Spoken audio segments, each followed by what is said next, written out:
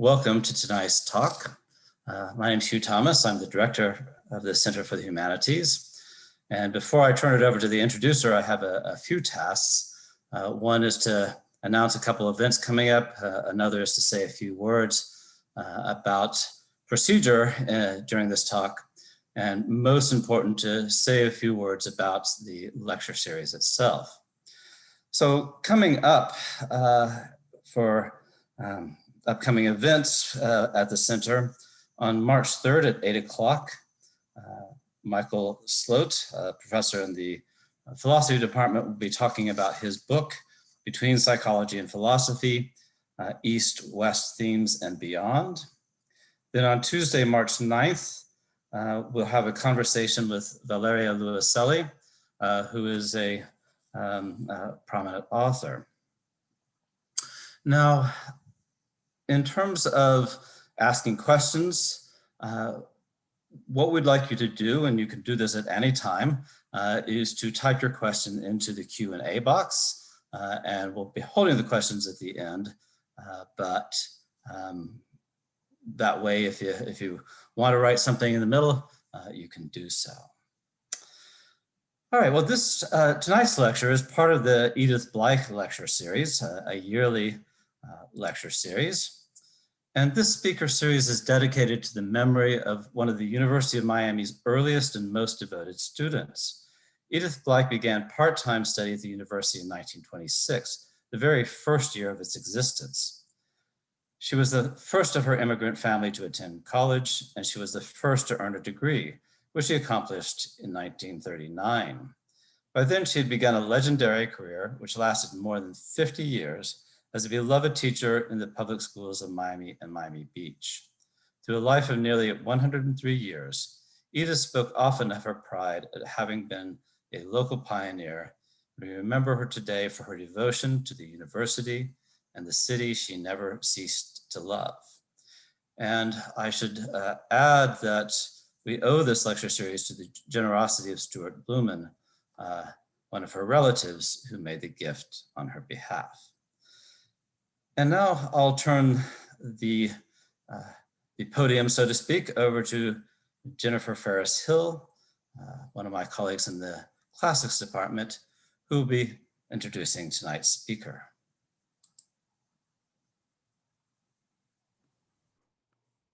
Hello, and thank you all so much for being here this evening for what promises to be a most exciting and timely lecture. I'm honored to be able to introduce this evening's speaker, Dr. Kyle Harper, Professor of Classics and Letters at the University of Oklahoma, and until recently also the institution's Senior Vice President and Provost, now Provost Emeritus. Professor Harper graduated summa cum laude with a degree in Letters from the University of Oklahoma and earned his PhD in History from Harvard University, where we were actually contemporaries. It's therefore been especially fun for me to follow his many accomplishments over the years, and I'm delighted to welcome him to the University of Miami, to our Center for the Humanities. And I only wish we could have welcomed him in person to our beautiful campus, because I hear the weather in Oklahoma is not the best today. We could have shared our beautiful sunny 80-degree day with him another time. Professor Harper's research focuses on the social and economic history of the Roman Empire through the early Middle Ages. His first book, Slavery in the Late Roman World, AD 275 to 425, was published with Cambridge University Press in 2011 and was awarded not one but two prestigious prizes: the Henry-breasted Prize of the American Association and the First Book Award from the Classical Association of the Middle West and South. Professor Harper's second book, From Shame to Sin, The Christian Transformation of Sexual Morality, published with Harvard University Press in 2013, similarly received the Award for Excellence in Historical Studies from the American Academy of Religion. His third book, The Fate of Rome, Climate, Disease, and the End of an Empire, was published by Princeton University Press in 2017, and I had the great pleasure of leading a discussion of it in the fall of 2019 in Books That Matter, a signature course for students in our Foot Fellows Honors Program. Books That Matter is devoted to reading works of nonfiction that make important arguments Professor Harper attributes the disintegration and downfall of the Roman Empire to a spiral of climate change and pandemic disease that played out over the course of several centuries, beginning 2,000 years ago. Little could we all have imagined as we read this book together in class in September of 2019, how relevant, even prescient, an experience it would turn out to have been to engage intellectually with this book and its powerful arguments just weeks before patients would begin becoming ill on the other side of the world with a respiratory virus previously unknown. Professor Harper's current work builds upon this third book. He describes himself as hooked on infectious disease and has now turned to investigating the environmental and population history of the first millennium, as he continues to explore the impact of climate change and disease on the history of civilization. He is as comfortable drawing on recent findings emerging from the natural and social sciences as he is analyzing material from ancient historians and other sources written in Latin and ancient Greek. And he hopes to write a history of infectious disease across all of human history. I'll be very excited to read that book, his fourth, whenever it comes out, and I'm eager to see what he has in store for us tonight. Please join me in welcoming Dr. Kyle Harper on health and history in a time of pandemic.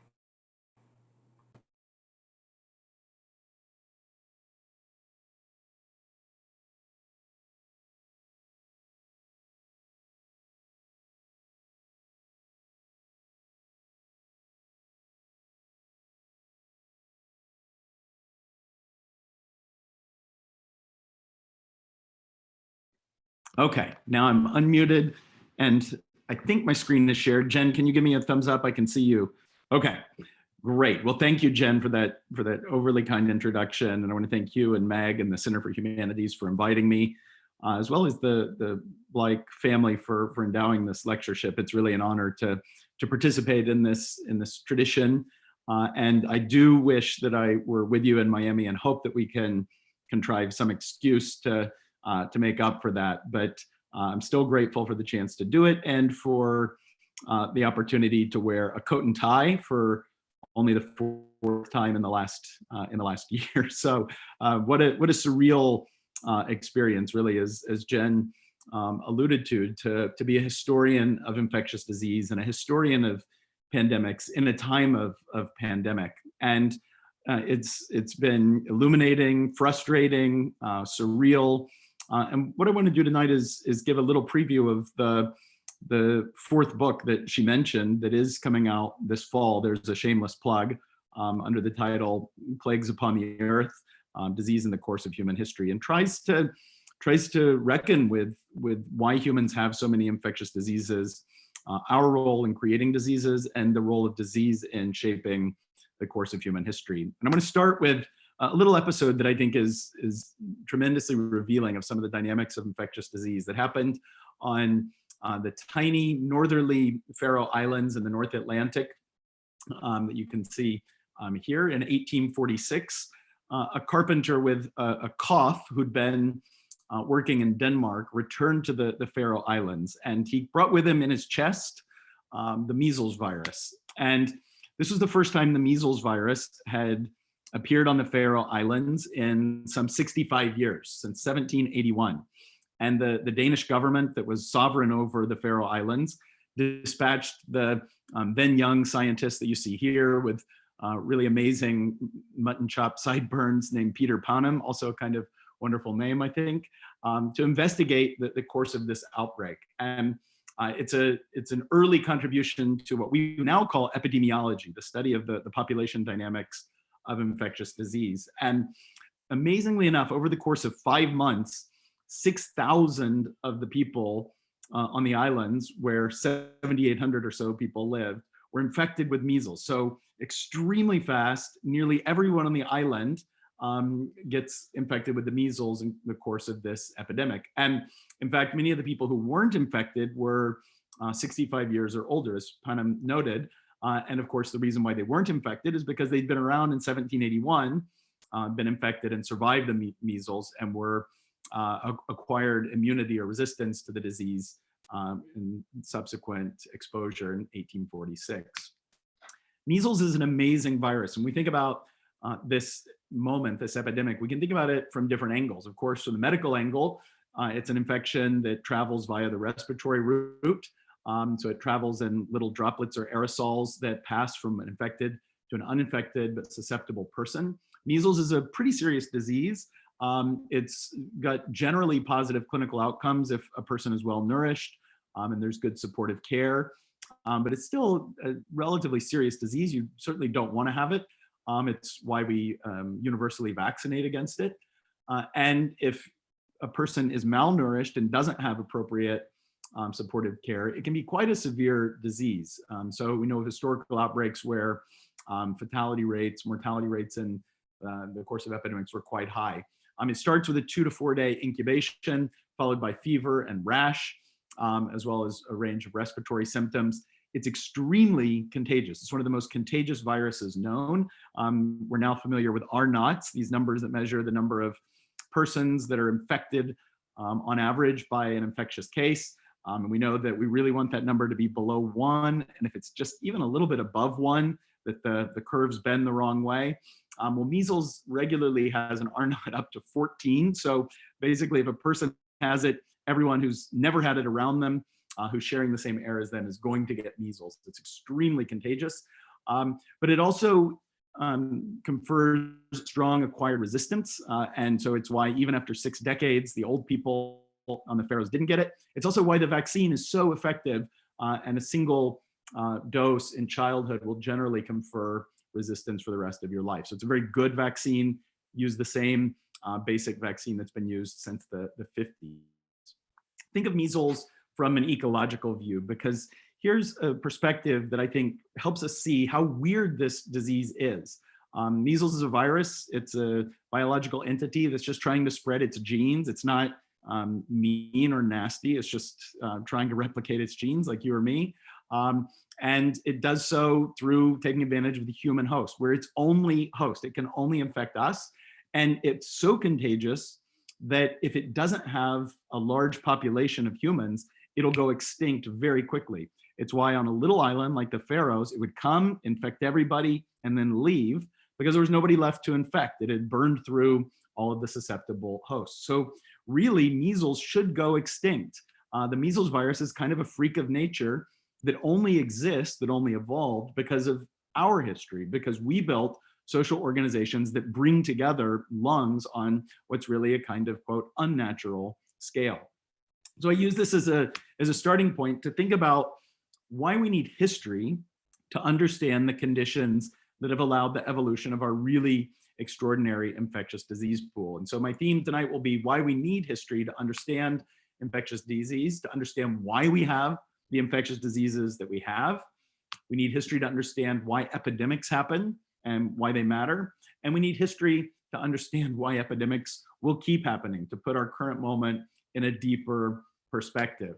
This is a kind of history that I think is indebted to what's sometimes called big history or deep history, that operates on giant timescales. So this is zoom out history. I'm trained as a Roman historian. I believe very much in zooming in at times. I think you can, you have to be able to zoom in and study closely the texts and documents and people and places that we have. But I also think in the course of my own studies of the Roman Empire, that you also need to zoom out and to say, why did Rome have the diseases that it had? Why did Rome experience the pandemics that it experienced? And I don't think those kinds of questions are completely answerable if we only zoom in. But I think zooming in is important. I spent the whole summer looking at fallow land and lease contracts and papyri so that we could figure out whether the rents went up or down after the Antonine Plague, a big pandemic in the 2nd century. And I think we need that deep philological and close historical criticism that helps us understand history to find resolution. But I also think that we need bigger scales. And just a recent example of truly masterful, detailed work on a very important historical text is Mike McCormick's recent study of a 6th century Latin historian who's one of our most important witnesses for the first pandemic of bubonic plague. So what I'm doing tonight is zooming out about as much as possible, trying to look on truly giant timescales and over planetary spatial scales. The history of disease is also transcends the kind of localism or parochialism that sometimes historians divide up the past with. So it's also a kind of history that is interdisciplinary, or to use the word that the biologist E.O. Wilson proposed, consilience, literally from Latin, the leaping together of knowledge from different domains. And to understand disease, of course, requires engagement with the natural sciences, but as well as the social sciences and the humanities. I sometimes, as a historian who believes very much in the importance of infectious disease, encounter kind of criticism or skepticism that this is deterministic, that somehow if we bring in scientific explanation, that it reduces the human element in history. And I very strongly believe that that's not true. I love what John McNeill, who's also an environmental historian, said, that people make their own history, but they didn't make it as they pleased because ecology would not let them. And he's paraphrasing Karl Marx there. But diseases are part of the material environment that shapes and constrains human action. They never explain everything, but I think they help us explain almost any deep historical pattern. But it's also important to recognize that humans are agents in that we shape the ecology that drives the evolution of our pathogens. In a sense, we are the agents who create the conditions that leads to the emergence of the pathogens that we then suffer.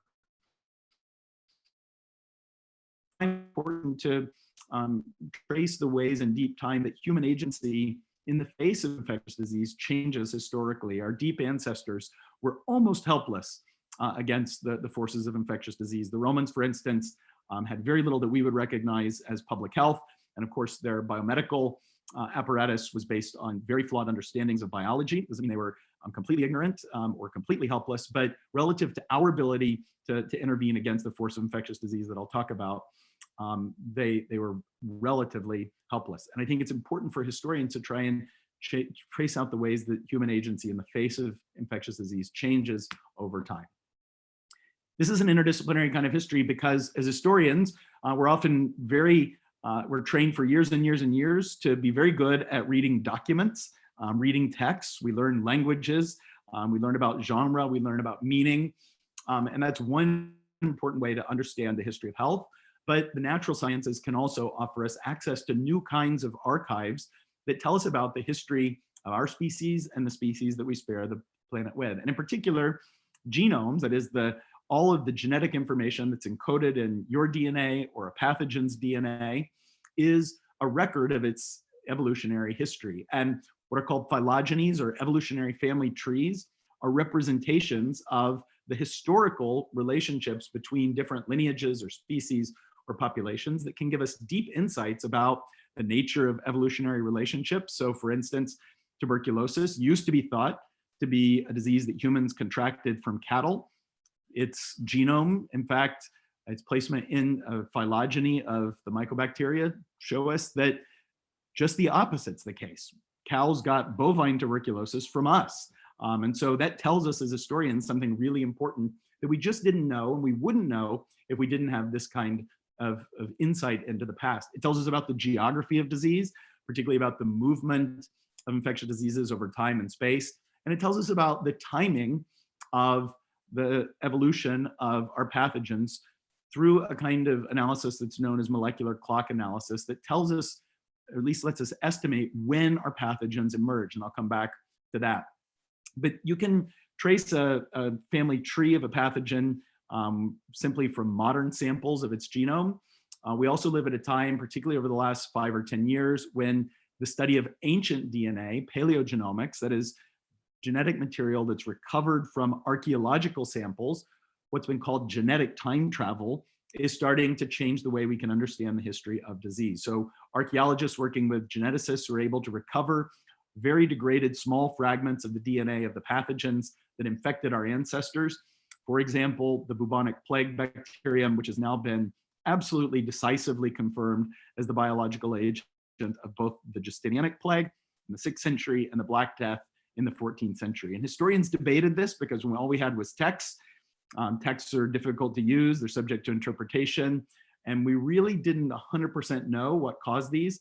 Now, because of DNA evidence that's would stand up in a courtroom, it tells us who the culprit really is. So these let us understand where our diseases come from. And I think we need history to understand why we have the infectious diseases that we have. Let me start with really quick basics. Infectious disease is a state of impaired health that's caused by an invader. Absence of infectious disease doesn't mean you're healthy. Health is a complex biological, social, cultural status, but the presence or absence of infectious disease are one of the main determinants of health, particularly in pre-modern times, before modern biomedical interventions, when infectious diseases were the leading causes of death. So down until about 1900, even in the healthiest societies, which mainly comprises Western Europe and the United States at the time, which has the longest life expectancies, even down to 1900 in the US, infectious diseases are still the leading cause of death relative to non-infectious causes. So it's a major determinant of health, but not the only one. Our infectious diseases are caused by agents in different biological groups, viruses that cause diseases like COVID-19, AIDS, yellow fever, influenza, bacteria that are single-celled organisms, relatively few of which are pathogens, but the ones that are disease-causing microbes are responsible for some of our worst diseases like bubonic plague, tuberculosis, cholera, typhus, typhoid. Protozoa, which are closely related to animals. They're single-celled organisms with a nucleus and are responsible for a small number of human diseases, but some particularly nasty ones, most important of all, the malaria diseases. And then of course, worms. Helminth is just a fancy sounding way of using Greek to say worm. And humans are heavily burdened with a number of pathogens that fall into various different categories of worms: hookworm, roundworm, whipworm, lymphatic filariasis, and so on. Diseases that are infectious are transmitted through different routes. The skin, relatively rare. Sex, relatively rare. AIDS, syphilis, gonorrhea, but relatively few other major burdens on human health are sexually transmitted. For evolutionary reasons, it's actually a pretty difficult way to transmit between hosts because the organism has to be able to survive in a host body for a long time. Most infectious diseases are acute, that is, they run a very quick course before your immune system snuffs it out. Many of our infectious diseases are transmitted by vectors like the mosquito. Here you see a very deadly American mosquito that's prevalent in the Southeast and is capable of spreading malaria. And then fecal, oral, and respiratory diseases, which are really where humans have an unusual large number of pathogens. Pathogens are either specific to the human host or adapted to animals. All of our diseases ultimately come from animals, whether domesticated animals like cows and chickens, or wild animals like bats and rodents, which are the ultimate source of many of our pathogens. And of course, coronavirus, SARS-CoV-2 is ultimately adapted from a bat coronavirus, whether through an intermediate species or not, still being worked out, but evolves the ability, it adapts the ability to transmit very efficiently between humans, and is now already a very, unfortunately, well-adapted human pathogen that's very successful at transmitting between people. Other diseases like plague or rabies, humans can get very sick, but are not human diseases. We're not reservoirs, we don't transmit generally those diseases. But diseases are always about the humanity's place in the web of animal life. Humans are strange, just objectively, in terms of comparative status in nature. If you look at our closest relative, the chimp, we have a lot more diseases than chimps, a lot more infectious diseases than chimps. And in particular, we have a lot more bacteria and viruses. We have a lot more extremely virulent diseases. We have a lot of diseases that are very narrowly focused on us, that have a very specific host range, and like measles, have evolved the ability to infect only one host. That's relatively rare in nature, and yet it's a feature of our history that because we've become such a good host for microbes that are pathogenic, they're able to give up trying to infect other people and really focus on us. So we're strange in the number, nastiness, and narrowness of our pathogens. The reason why is basically because of the interplay of ecology and history. Chimps live in groups of 100 to 150 Monkeys don't have measles, chimps or apes, I know, but primates don't have measles. They don't live in giant groups. It would quickly go extinct. We're urban animals. There are limited populations of every other primate, only a few 100,000 chimpanzees. There's 7.5 billion of us. We surround ourselves with domesticated animals. And then other animals like rodents or commensals, that is that they evolved to live in our midst and are also important reservoirs and vectors of diseases. So the basic explanation is ecology, but this is a historical, the ecology of disease that we create is a historical phenomenon. Here's one way of looking at it in very deep perspective. Human technology has allowed us to multiply in number as well as energy consumption. So this is a representation of the number of kilocalories that are consumed every day by a chimp that consumes only through metabolism. Humans consume energy through metabolism and combustion. Hunter-gatherers are already, because they have fire, consuming about twice the daily energy and using a lot of natural resources. Early farmers even more, late farmers even more, and the average modern American on a daily basis consumes about the same amount of energy as a herd of gazelles, 230,000 kilocalories per capita per day. So we use nature very intensely. We're very numerous because of our history. Yet for most of our history, about 95% of it, all humans were the Pleistocene geological epoch, humans scattered over the globe, and yet they had relatively limited technology and relied on the extraction of food from the environment, from wild animals, plants, and fungi. And it's only for the last 5% of our past that humans learned to domesticate plants and animals and have relied upon farming for the basic source of our energy intake. Over the last 10,000 years, continuous technological progress has allowed human numbers to increase, and as well as change the environments, the habitats that we live in, and the way we use animals and inhabit nature. So the Neolithic Revolution refers to the really gradual independent processes of the transition from hunting and gathering to farming.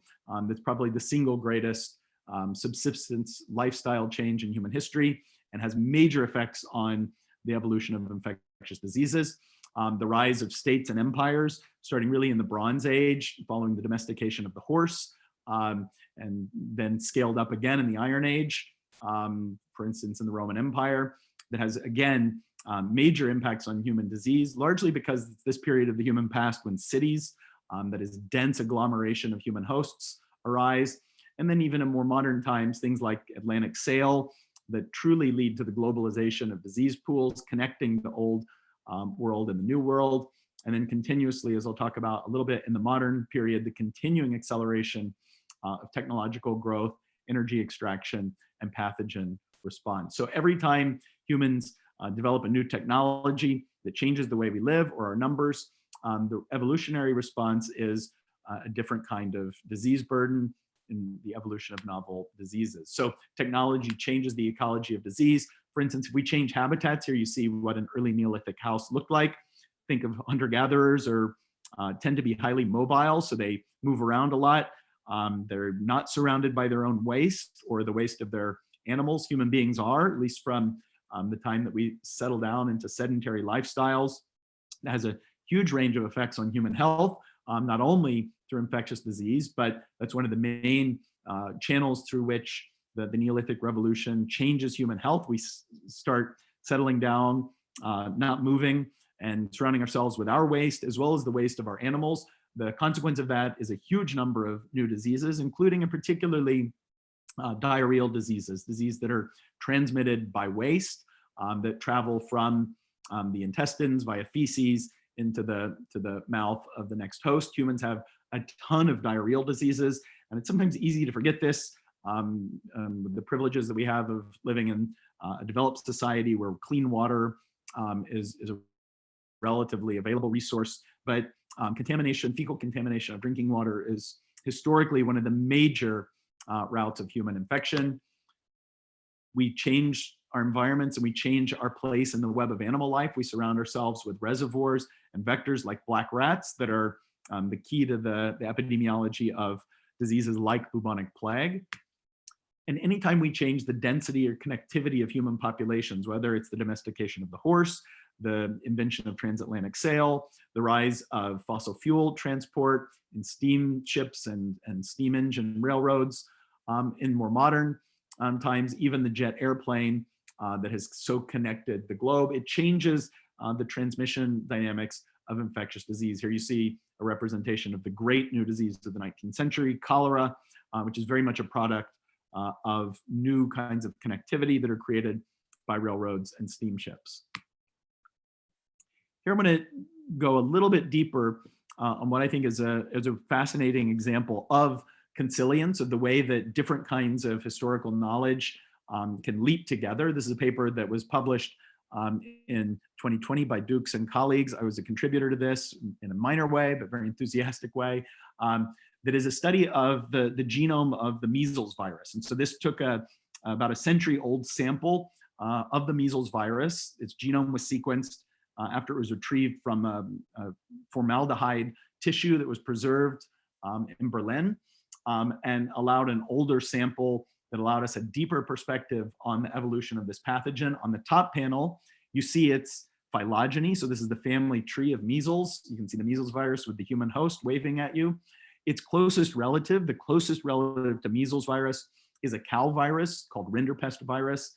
It's also a very historically significant, very nasty animal disease. They're very closely related, but at some point, measles virus adapted, in evolutionary sense, the ability and specificity of infecting the human host. We can estimate when this happened, and it seems to have happened about 2,500 years ago. On the bottom chart, here's some humanistic social science data. Every one of those dots is a city. Those are the biggest cities in the world over time transects that align with the top graph. So the year 0 is really the year 1. And you can see those 3 blue dots are at log scale. That's Rome, that's 1 million. And what this shows is that measles virus adapts to humans as cities grow. And in fact, it's almost perfect. The moment when measles virus adapts to humans from an ancestor that was shared with rinderpest virus is right when humans start building cities over the critical population threshold of measles. So the dotted line is 250,000. And you can see the red spectrum is the time estimate for when measles emerged. Measles virus emerged just as humans started building giant cities. So it's an evolutionary response to the ecology of the city, of humans who learn to live in giant agglomerations that are in many ways unnatural. Chimps don't have cities, other primates don't have cities, but we do. And because we brought together so many respiratory tracts, we have the diseases that we have. If there's one really strong picture that's emerged from the fields of paleogenomics and microbial phylogenetics, it's that microbial evolution is relentless and recent. So pathogens are constantly adapting to us. I think that's the story that emerges from measles. It was knocking at the door, and as soon as we built cities big enough, it learned to specialize in us. But many of our worst pathogens that I think before we had the insights of genetics, we thought were really, really old pathogens, in fact, turn out to be not so old. They emerged on recent timescales, diseases like Plasmodium falciparum, although this is still being worked out, seems to be no more than about 5,000 years old. It crossed over to humans from gorillas. Tuberculosis, we don't know what originally hosted it. It could have even been an environmental bacterium, but it adapted to humans only a little more than 3,000 years ago, so sort of at the cusp between the Bronze and Iron Age. And then bubonic plague, this nasty rodent disease that causes giant disease outbreaks like the Black Death, evolves in Central Asia within the last 4,000 to 5,000 years, and picks up all the genetic, the genes that it needs to be the disease that it is within the last 3,000 to 4,000 years. So our diseases are young, and they're a response to the evolutionary conditions that we create. And as we'll see, this never stops being the case. We need history to understand why epidemics happen, as well as why they matter. And I'll be kind of brief here, but an epidemic, just to provide a basic definition, is when there's a sudden increase in the prevalence of an infectious disease, usually attended by heightened mortality. And it's caused when the transmission of a pathogenic agent within a population of susceptible hosts occurs. So epidemics are necessarily biological and social events. They can happen because there's changes in the level of susceptibility. So if there's a famine, people become more susceptible to disease. If there's war, you often have famine, trauma, troop movements, stress that cause disease outbreaks, or simply the dynamics of population, dynamics of immunity. Here you see a famous representation of smallpox periodicity. Smallpox, kind of like measles, so infectious, confers resistance, that where it became endemic in modern cities, it had a 2 to 3 year periodicity that's really just driven by the immune dynamics of the population, and kind of mathematically beautiful. And then of course, Jennerian vaccination eliminates this terrible disease. Epidemics also happen when pathogens change, either when new ones emerge or when new strains of old diseases emerge, as we're now learning to fear with SARS-CoV-2, or when a disease is introduced from without. One of my favorite historical figures is the English Dr. William Budd, who lived in the countryside of Devonshire and was able to describe the epidemic dynamics of a terrible disease, typhoid fever, because he was out in the country and there were so few people. He was basically the everything care physician for about 1,000 people. He was able to track the spread of typhoid fever, which was widely believed to be a miasmatic or environmental disease. And he really showed it was contagious, that it was spread through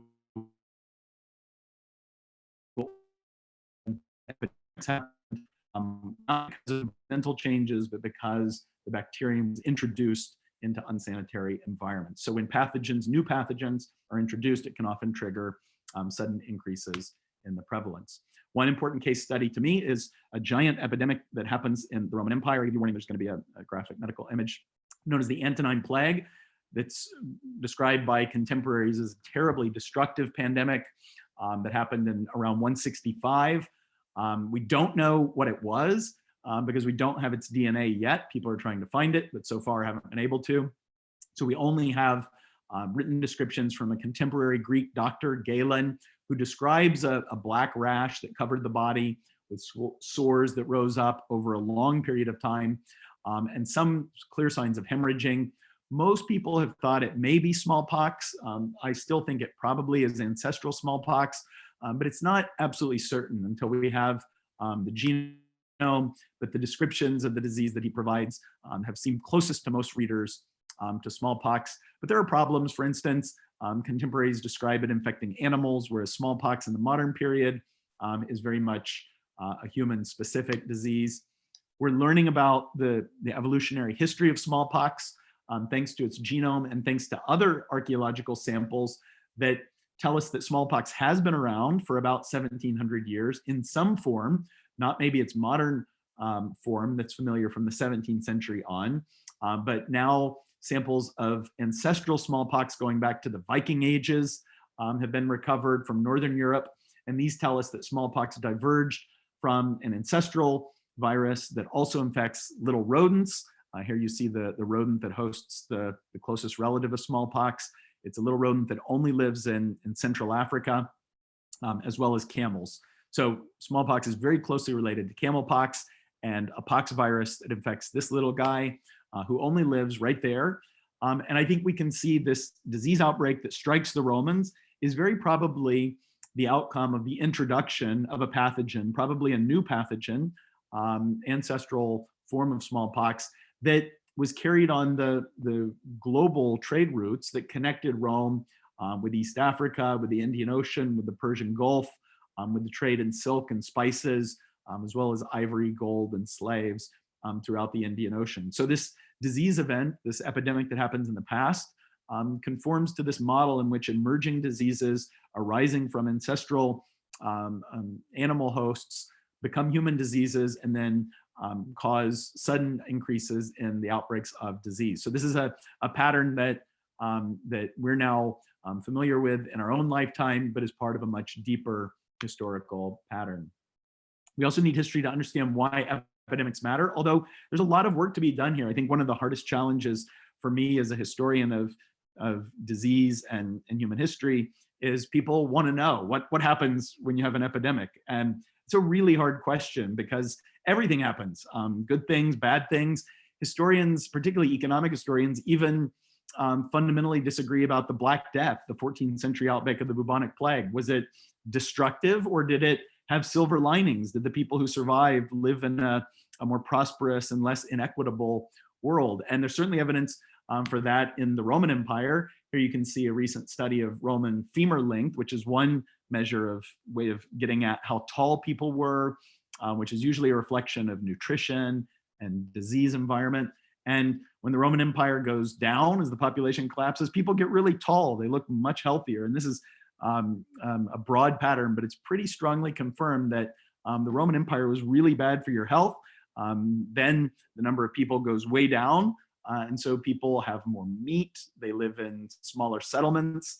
Ancient Rome itself, with a population of 1 million, must have been a horrifically unhealthy place to be. So it's very hard to say or predict what the outcome of an epidemic will be.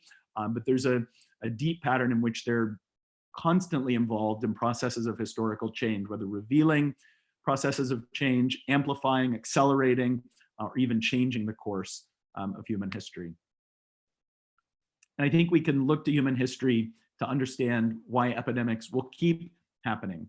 Even though we live in a world where the COVID-19 pandemic would have paled in comparison to past times. If it had happened in England in 1600, they might not even have noticed it in a world where infectious diseases were rampant and where most people died of infectious causes. We live in a world where we've controlled infectious diseases to a very large but not complete extent, even in the developed world where we're privileged to live largely free of the fear of infectious disease mortality. But even so, the control that we have achieved has fostered a level of growth and use of natural resources that only accelerates the ecological and evolutionary timescales of pathogen emergence. So modernity, rather than representing humanity's complete triumph over disease, is in fact a kind of increasing tension between our levels of control and the incentives that microbes have to become parasites of human success. Before about 1900, as I said, most people died of infectious causes, whether it was the great killers like plague, typhus, and smallpox, or more endemic killers like tuberculosis, other respiratory diseases, typhoid, diarrheal, dysentery, syphilis was always historically the biggest killer among STDs. And then where it could take hold, malaria, which requires mosquito prevalence in a particular genus of mosquitoes, and has been one of the great sources of inequality in human health history. So before the 20th century, most people die of infectious causes. What happens first is societies learn how to control the big outbreaks. Here you see the crude death rate, measure of how many people per thousand die each year. And down to about 1750, there's giant volatility in the death rate. And then human societies, starting in Western Europe and the US, figure out how to stop giant pandemics from coming and killing 3, 4, 5% of the population in the course of a year. So the stabilization of mortality, and then eventually the lengthening of lifespans. Here you see a spread of life expectancy in 1820 at all income levels, around $1,000 a year. Life expectancies were in the 20s or 30s. Here you see in the circles a post-transitional world where even in the countries with the lowest levels of life expectancies are more than double what they were in pre-modern societies. And you can see a spectrum of life expectancies that runs all the way into the high 70s and low 80s. And COVID-19 won't much dent this, whereas historical epidemics had the capacity to really starkly affect life expectancy. Humans gain control. This is a very brief summary, but first because of the Industrial Revolution that frees most of humanity from basic subsistence level poverty and allows our bodies to enjoy higher levels of health, nutrition, immunity. But largely, we enjoy control over infectious diseases because of modern biomedical science, the rise of germ theory that promotes good public policy, like the provision of public goods, such as clean water, as well as coercion, like mandatory vaccinations or notification highly dangerous infectious diseases. Science leads to changes in culture around expectations of bodily hygiene, everything from campaigns against spitting that is important for the control of tuberculosis, to changes in the domestic environment, the hygienic modern home that we live in, full of disinfectants. And then after the fact, for most of the Western European and American societies, but very important globally, the spread of vaccination, antibiotics, and insecticides. So these give us longer life expectancy and greater control over infectious disease. Here you see just one example of the control of an infectious disease, typhoid, that human societies learn to control. All you have to do is treat your water with dilute chlorine. Chlorination or chloramination will rid drinking water of this infectious bacterium. And what had been a really terrifying infectious disease in the United States into the early 20th century is eliminated over the course of a few decades. Pretty remarkable achievement of both science and government. And it changes our expectations. By the early 20th century, people could realize that diseases were preventable, and therefore we had a moral obligation to try and provide health. Of course, the flip side of this is that with the control of infectious diseases, human populations explode. We didn't just start breeding like rabbits. Fertility rates were already very high. We just stopped dying like flies. Human numbers expand precipitously from 1.6 billion in 1900 to about 7.8 billion today, driven first and foremost by infectious disease, as well as further increases in food production. And the response to this is, as we should now by now expect, that pathogens emerge and evolve. And over the last generation, I think humans have become much more aware of this danger. In 1991, in response to the AIDS crisis, the Institute of Medicine commissioned a panel to publish a report on emerging infections that's given it a much greater place and warned us that human population growth, agro-industry, super cities, and jet travel would cause the emergence of infectious diseases. And straight across the 20th century, new infectious diseases continue to emerge. Here you see in orange increases in polio that, until a vaccine was invented that worked in the 1950s, was becoming a greater and greater burden on health in developed societies. This is just in the United States. The same is true of AIDS, which is the great global health catastrophe of the 20th century, which is a new disease that crosses over really repeatedly from monkeys and chimpanzees to human populations. In the case of the HIV-1 virus, crossed over around 1920 and managed to go global and devastate societies around the globe, including the US, where it was first recognized in 1981. And because of the stigmatization because of homophobia, caused a very sluggish health response that reverberated globally. In Africa, where it started, it had a huge head start and decreased life expectancy. So it's one of the great tragedies that's caused by the evolution of a disease in colonial and post-colonial contexts, travels over the world in a world with jet travel, and becomes a great public health catastrophe of the late 20th century. So we live in a world where diseases have constantly emerged. Even coronaviruses, as human numbers have grown, have continuously emerged. There are 7 coronaviruses that are known to infect humans. 4 of them cause the common cold. You probably had 1 or 2 of them in the course of your life, even before SARS-CoV-2. And you can see that as human numbers have grown, the number of coronaviruses that cross over from animal hosts to become human infectious diseases has only increased. So SARS-CoV-2 didn't come out of nowhere. In fact, it fits directly in the pattern of the recent and deeper human past. One of these coronaviruses comes from a bovine host, so it's actually evolves from bovine coronavirus to become a major cause of the common cold. So 2 closing thoughts. COVID-19 was, as David Morens and Anthony Fauci put it, a perfect storm of biological and social factors that have allowed it to cause a global pandemic. Yet it was in some ways completely foreseeable.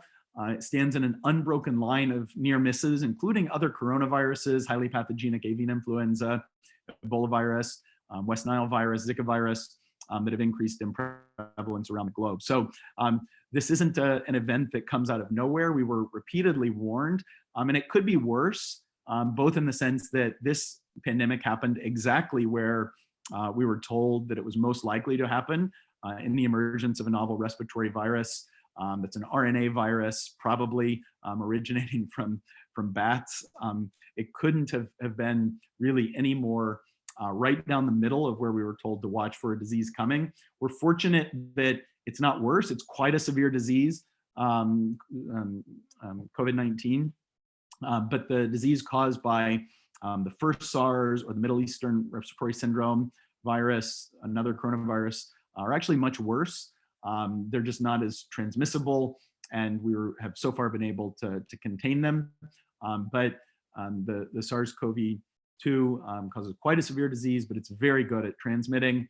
And what's scary is that some virus or other microbe that has a combination of the transmission and virulence is potentially out there. And of course, if history teaches us anything, it's that we should also expect the unexpected, not just the threats that we are told are most likely to materialize. But humans have a way of forgetting this history and forgetting that we're part of nature.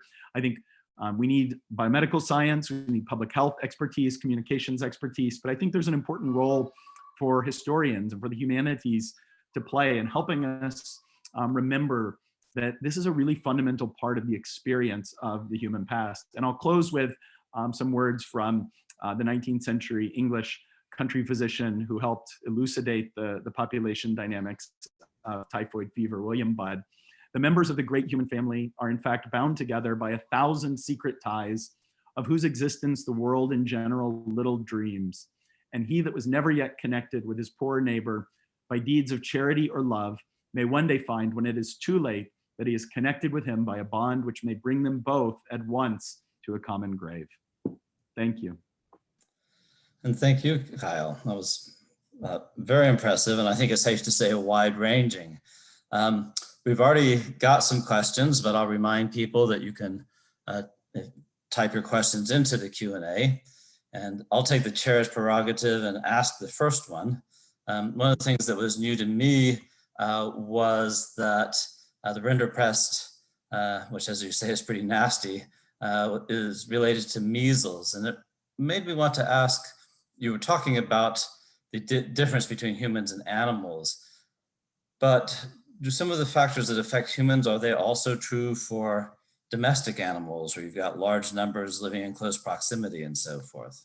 Yeah, it's a great theme and a very important one for understanding our own health. And global health experts talk about something called the One Health paradigm, that is a way of trying to understand that human health is always really fundamentally embedded in the health of the environment, the health of the planet, the physical earth and the way we use it to produce food, and is always deeply embedded in animal health, of domestic animals, commensal animals, and wild animals. And there's a kind of older narrative. I think I showed a picture of William McNeill's book, Plagues and Peoples, which 1976, it's still one of the best one-volume histories of disease. And it helped to create a narrative that human infectious diseases come from animals, and in particular, they come from our domestic animals. And this was fine in 1976 because we didn't know everything we know now. And so just to use this example that I already brought up, he thought that tuberculosis was, that humans acquired it from cattle because there's two bacteria, Mycobacterium bovis, the mycobacterium of cows, and Mycobacterium tuberculosis. They're very closely related, and we knew that.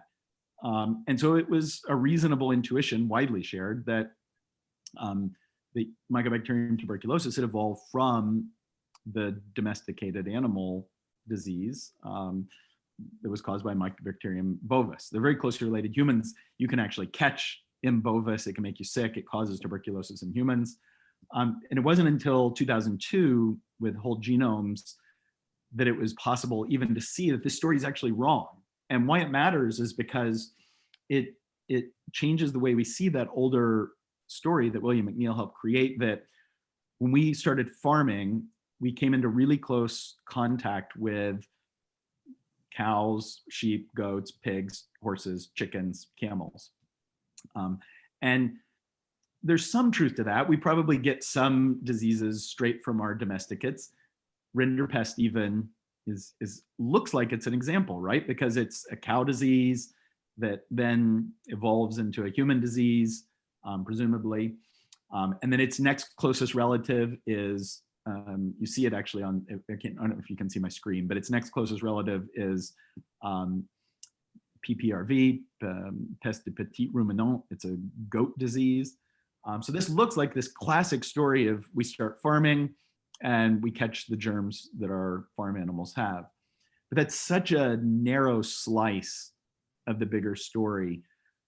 We now know, in fact, just in the last 3 or 4 years, thanks to a lot of sampling of wild animals, that all of these diseases, human measles and bovine rinderpest, are really surrounded, their whole family tree is surrounded by other viruses that infect little rodents. So these are all viruses that are circulating in bats and rodents, and then they hop to our animals.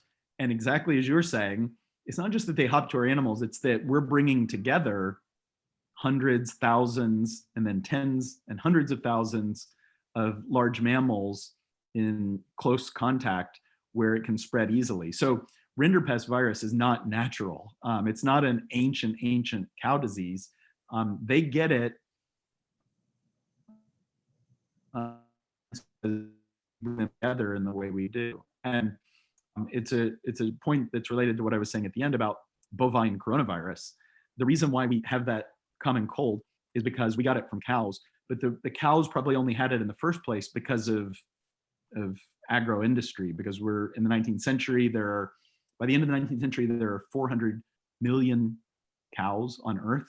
That's completely unnatural. And they're a kind of evolutionary stew pot for pathogens to evolve, to become adapted to animals, to humans. So the way we feed ourselves is always going to be an important part of the diseases we have and the ecology of disease.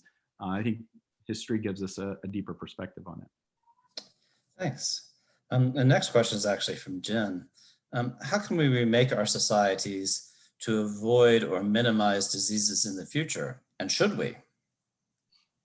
Yeah, I mean, those are huge questions. And I think we can recognize that we're never going to completely overcome the threat of infectious disease. And I mean, that perspective is really important because for a time in the mid 20th century, I think there was some hope, and you can find at least some careless statements by public health professionals that we can eliminate infectious diseases completely.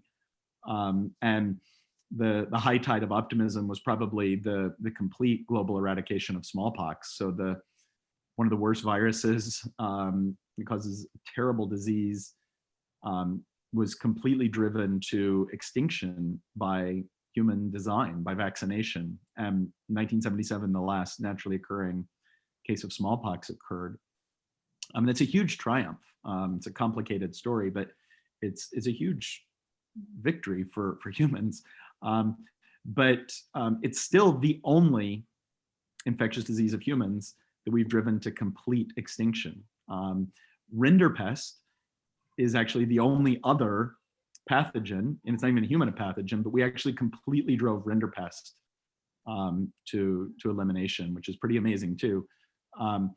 And still, those are the only two. Now, there are a couple that are pretty close. Polio's relatively close, although the last year has not been great. Coronavirus has screwed up a lot, but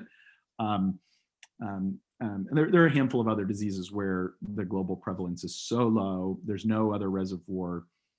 But still, the kind of deeper story is we won't and can't eliminate the threat of infectious diseases, either existing ones that have animal or environmental reservoirs or new ones that will constantly emerge. So it's simply a question of how do we live, how do we feed ourselves in ways that are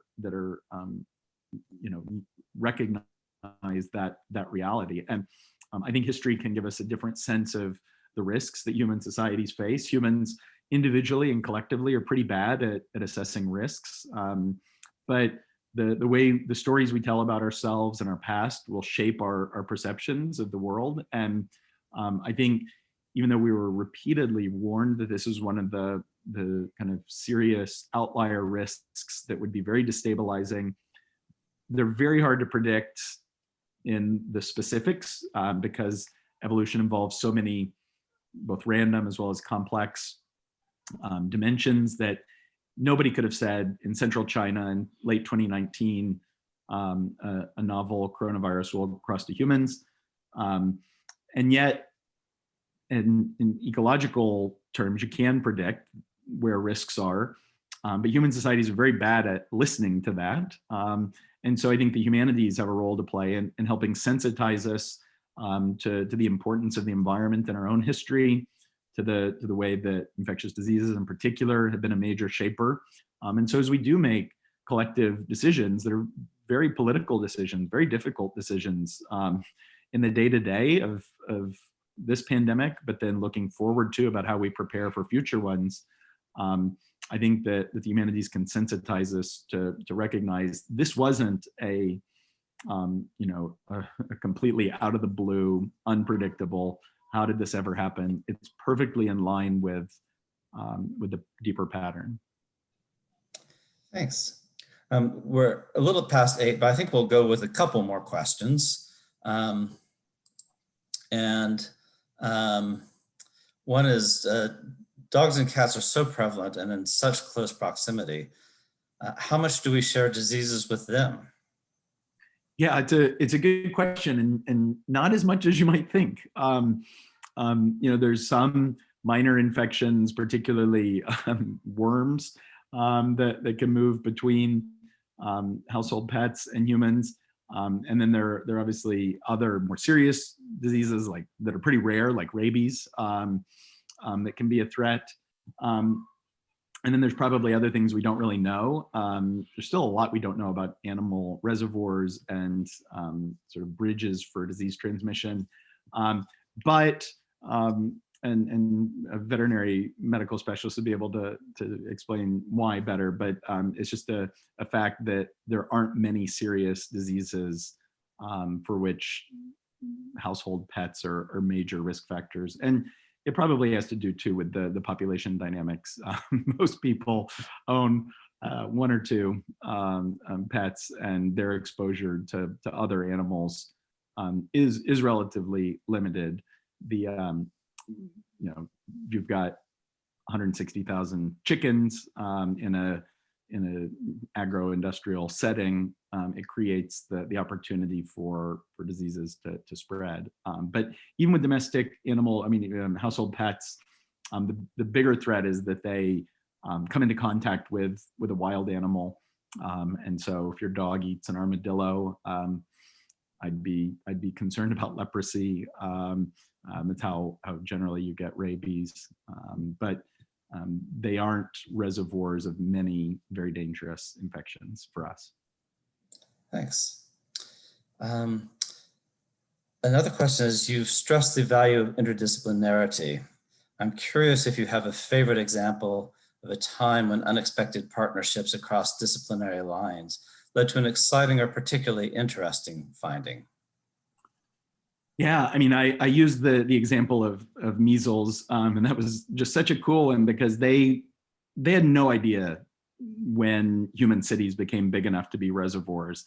But when you take the human urbanization data and you lay it over a time scale estimate that comes from purely mathematical estimates based on measles genomes, and those align so much, that is really cool. But I think the big story, and I only kind of alluded to it, that's probably the most notable success for historians, where we've learned a lot that we really, really didn't know, is the study of bubonic plague. And I mentioned that it resolved this really nagging controversy that wasn't clear over just what caused the the most destructive biological events in the human past. So the bubonic plague is, there's a lot of nasty diseases. The bubonic plague is really in a class of its own. And we just didn't know, like we just fundamentally weren't 100% sure. So recovering those archaeological DNA samples has just been a triumph at a really basic level. But what's maybe even more important is that it goes way beyond just knowing what disease it was.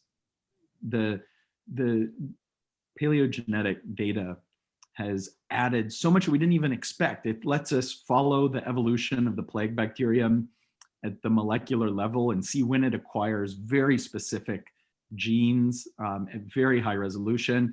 It tells us that plague was there in times and places we didn't know. So we keep getting Bronze Age people showing up who died of plague, and we don't have historical records that really tell us what was going on. It's for people like me, I'm a Roman historian, and I've worked some on the first plague pandemic, which is a kind of first Black Death that happens in the 6th to the 8th century. And there's a lot we don't know about this plague. And there's still a lot we don't know about it. But one of the big things we didn't know is does this plague really get to the west? Does it really get into the countryside? Because all of the written sources we have tend to be from urban settlements, Constantinople. I mean, you can doubt that the plague was bad in Constantinople if you want, but that's, you just have to, the evidence we have is really, really clear. We knew it was bad in Constantinople, but did it really get into the countryside in Gaul and Spain and Germany? We don't have sources. And the ability to sample from skeletons from the 6th and 7th century in these places where it's total blind spots from the historical record has been, I think, just so illuminating. And we now know the plague got to absolutely tiny places. One of a paper that came out in the Proceedings of the National Academy of Sciences in 2019, published by Marcel Keller and team, published plague genomes from 8 different sites in Western Europe, including places like a little village in Cambridgeshire called Edix Hill, tiny little hamlet of Anglo-Saxons. There were 50 to 70 people living in this village. It's not on the highway. It's not on the coast. It's not next door to London.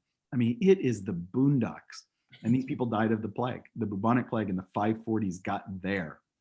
And we just, how would you have known without this kind of interdisciplinary insight? So the plague, and you could go on, look at the prehistory of the plague. There was a really fascinating paper by Monica Green in the last American Historical Review using the phylogeny of the plague bacterium to look at these bigger chronological questions before the Black Death, beyond Europe and the Near East.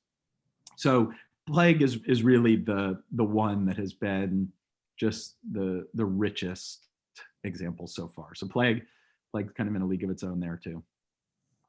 Yeah, I was reading Monica's article, and I also heard her and some others speak on just how geographically widespread the 14th century Black Death was in China and perhaps Africa. So as you say, it's really interesting material coming out. We've still got some questions, but I think it's probably time to call it quits with apologies to those whose questions we didn't get to. And one of the unfortunate things, as I've often said, is can't really have a round of applause very effectively. So I'll just ask you to imagine the applause, and I'll do it on behalf of the whole audience. And I'd really like to thank you very much for sharing this really interesting combination of humanities and of science. And I'd like to thank the audience for coming, and hope you'll join us some other time.